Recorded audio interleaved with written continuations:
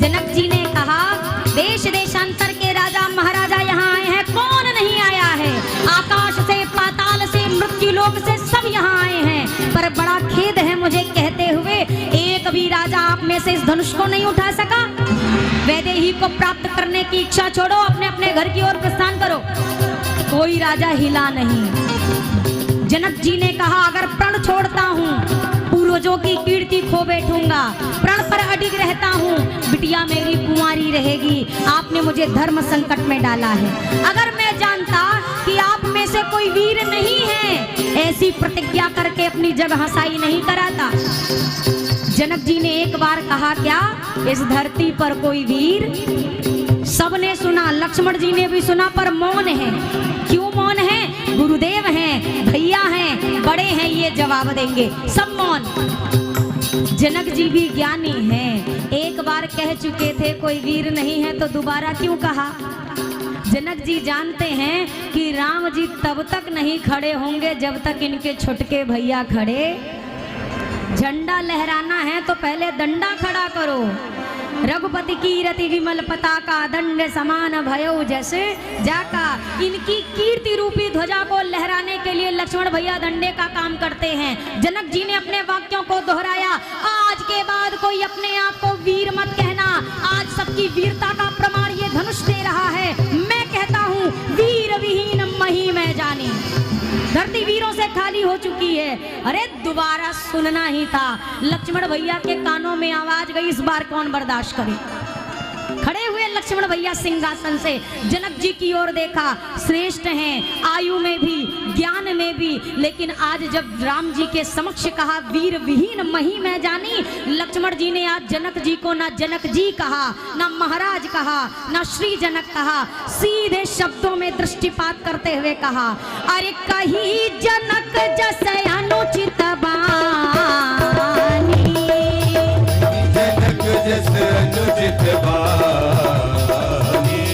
विद्यमान रघुकुल मनि जानी, विद्यमान रघुकुल मनि जानी, सुनहु भानुकुल पंकज भानु, सुनहु भानुकुल पंकज भानु, मैं कहूँ स्वभाव न कछु अभिमानु, स्वभाव न कछु अभिमानु। लक्ष्मण जी ने कहा, भैया क्षमा करिएगा, बिना आज्ञा के बोल रहा हूँ, पर करूँ तो क्या करूँ।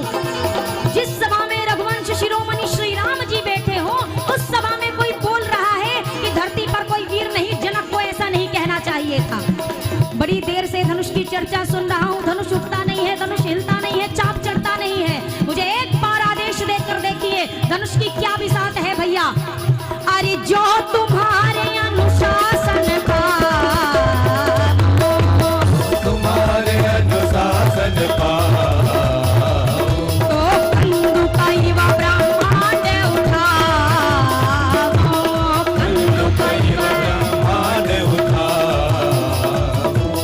कांचे खट जिमिदारों कोरी, कांचे खट जिमिदारों कोरी, अरे सकऊं मेरु मूलक जिमि तोरी।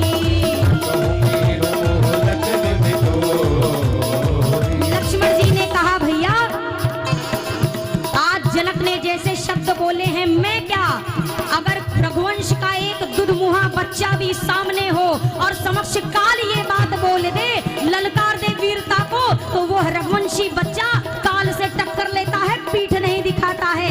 यहाँ पर तो साक्षात आप विराजमान हैं। और जनक ने कहा, कोई वीर नहीं है। आज जनक को वीरता का प्रमाण ये लक्ष्मण देगा। रही समाज बीच जो दिनेश वंश बाल को, सुने कुबैन दे ना जवाब हाल काल को। इतै तो भानुवंश के निशान विराजमान है, प्रत्यक्ष जानते विदेह सात्विकी सुजान है। अबे न वीरते वसुंधरा विहीन हो गई, कहीं वृथा विदेह बात नाम सोच ले लई। जो आज नाथ ने है सो निरेश ने कपाऊं मैं, तो समाज बीच खेल के विदेह को दिखाऊं मैं। कहो मुख है करो न जो, धरो न चाप हाथ में, असत्य ना बदो सदा अहे सुनात साथ में। तोड़ो छत्रक दंड जिमी तब प्रताप बलनाथ, और जो न करो करो प्रभु पद शपथ, पुण्य न धरो धनुहाथ, पुण्य न धरो धनुहाथ नाथ, या ही प्रण रोपो उलटी देव ब्रह्मांड, निमिष्म यदि मैं कोपो, सब राजन को छार करो, नाहिन मुख मोरो, चरण कमल उर्लाय नाथ, पल मह धनु तोरो। सच्चे योद्धा सच्चे क्षत्रिय अपमान नहीं सह सकते हैं, जिनको सुनने की ताब नहीं वो चुप कैसे रह सकते हैं। रघुवीर राम जी के होते अनुचित मारी कह डाली है, ये शब्द हृदय में चुभता है, पृथ्वी वीरों से खाली है। लक्ष्मण जी ने बोला, असर पूरी पृथ्वी पर दिखाई दे रहा है, धरती हिलने लगी। गोस्वामी जी ने कलम उठाई और लिखा, लखन सकोप वचन जे बोले, लखन सकोप वचन जे बोले, डगमगानी महिती गज डोले, डगमगानी महिती गज डोले, डगमगानी महिती गज डोले। धरती हिलने लगी। लक्ष्मण जी धनुष के पास एक हाथ बढ़ा के कह रहे हैं, भैया तोड़ दूं, आदेश दीजिए तोड़ दूं। विश्वामित्र जी ने कहा, जल्दी बुलाओ, सहियों में न तोड़ दे, बुलाइए बुलाइए बुलाइए। राम जी ने मुख से नहीं, शय नहीं रघुपति लखन निवारे। इंसान कहता है आपकी राम कथा में भी तो कितना लोग गुस्सा करते हो और आप लोग कहते हो गुस्सा नहीं करना चाहिए। पहले चेक करो आपका गुस्सा किस लेवल का है, पहले देखिए। लक्ष्मण जी इतने गुस्से में है, धरती हिल रही है, और कितने में शांत हो गए, आंख के इशारे पे हो गए ना। और हमारा गुस्सा कैसा है, एक बार गुस्सा गए तो जो रोकने आए वायु को ढकेलते। अरे छोड़ दो, आप मत बीच में आओ। हमारा गुस्सा पंखे की तरह है, इन पात्रों का गुस्सा लाइट की तरह है। जैसे स्विच दबाओ चालू, स्विच दबाओ, और हमारा वाला पंखा, अब वो बजाज हो जो भी हो, एक बार चला दो तो चला, बंद कर दो तो भी 12 चक्कर मारे बिना रुकने वाला। किसी का ज्यादा भी मार सकता है, हमने चेक नहीं किया किसी का पंखा। लखन लाल को इशारे से बुलाया। राम जी कह रहे, शांत लक्ष्मण शांत, भैया धरती हिल रही है, शांत हो जाओ। लक्ष्मण जी ने कहा, कैसे शांत हो जाऊं, सब हिल रहे हैं, अभी भी वो नहीं हिल रहे जिनको हिलना चाहिए, एक आप एक धनुष, कैसे शांत हो जाऊं। मैं नहीं शांत होऊंगा भैया जब तक आप दोनों नहीं हिलते अपनी जगह से। अब विश्वामित्र जी को मानो इशारा था, विश्वामित्र जी ने दाहिना वरद हस्त उठाया, राघव जी के शीश पर रखा और कहा, राघव उठिए।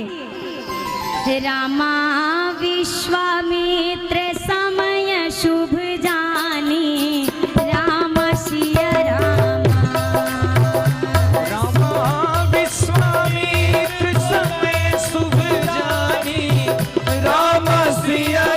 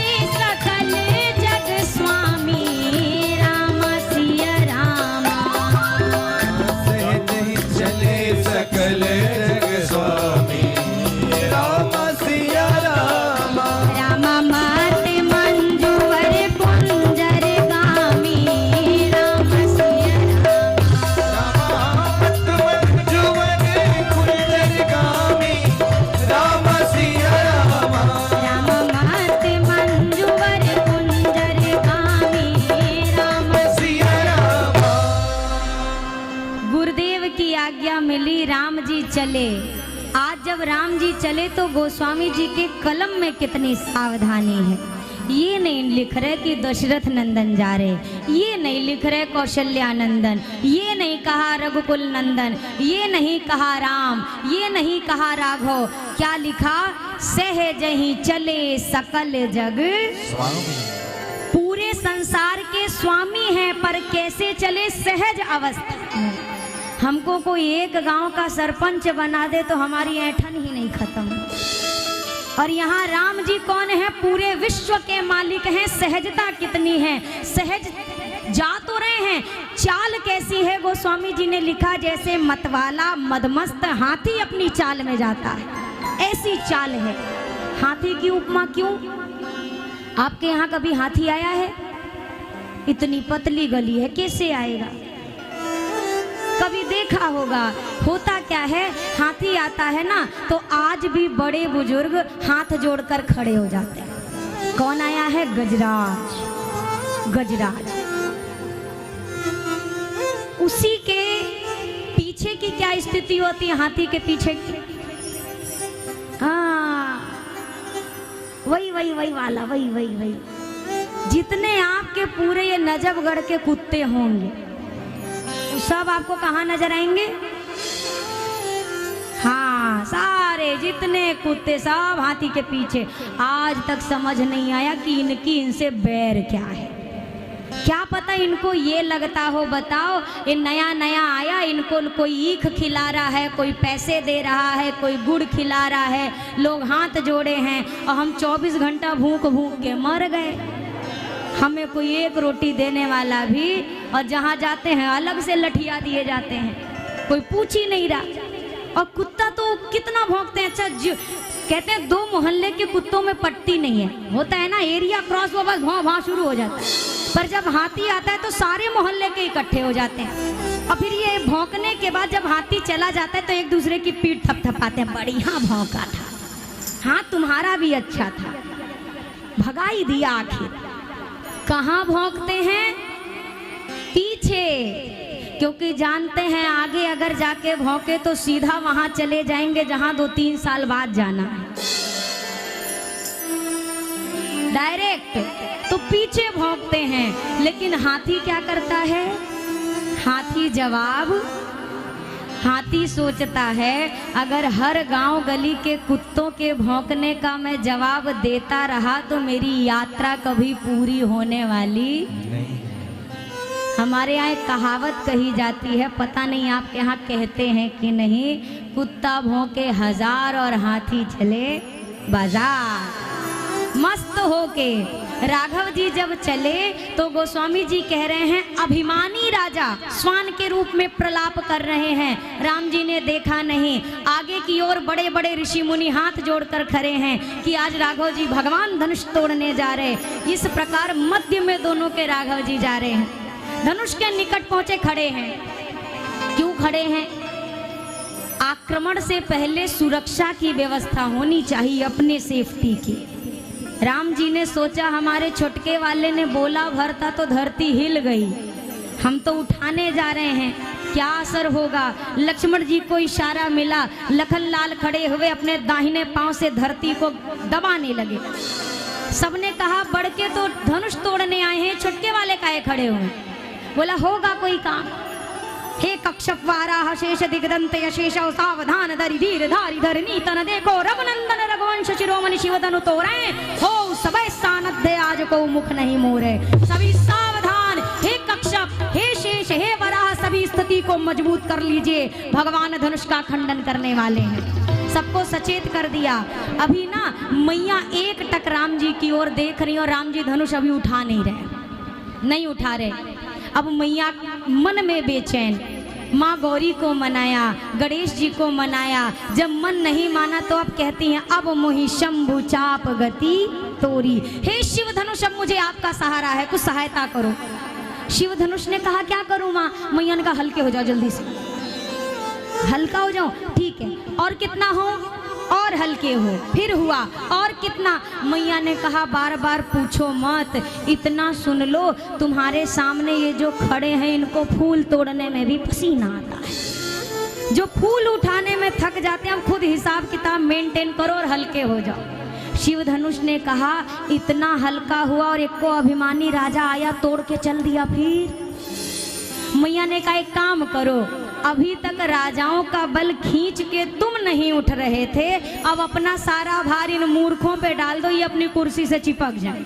निज जड़ता लोगन पर डारी, आप हल्के हो जाओ उनको भारी कर दो, उठ ही ना पाए।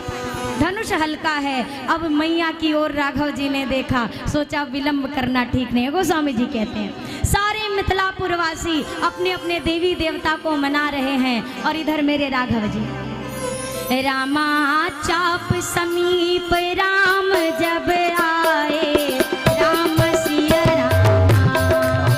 चाप समीप राम जब आए, राम सिया राम नर नारी ने सब सुकृत मनाए, राम सिया नर नारी ने सब सुकृत मनाए, राम सिया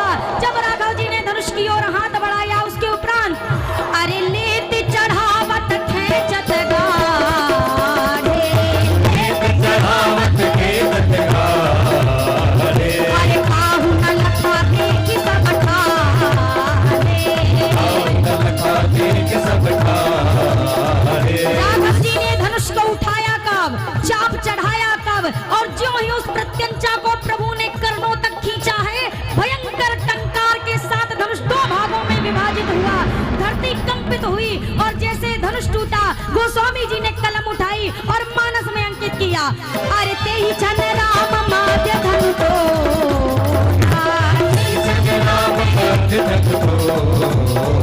अरे भरे भुवन धुनि घोर कठोरा, भुवन घोर कठोर रव रविवाद चले करहि दीपज ढोल मणि ढोल कुरुम कले मरे, सूर्य सूर्य मुनि कर खान सकल कर विचार, को दंड खंड राम तुलसी जयति वचन उचारे। जैसे धनुष की टंकार हुई, धरती कंपित हुई और इधर सबके नेत्र खुले। धरती के कंपित होने के साथ भयंकर आवाज से देवताओं ने अपने कानों पर हाथ रख लिया। सूर्य भगवान का रथ जो पूर्व से पश्चिम जा रहा था दक्षिण की ओर मुड़ गया। लोगों ने एक स्वर में कहा को दंड खंडेऊ, को दंड खंडेऊ। गोस्वामी जी ने कहा राम तुलसी जयति वचन बोलिए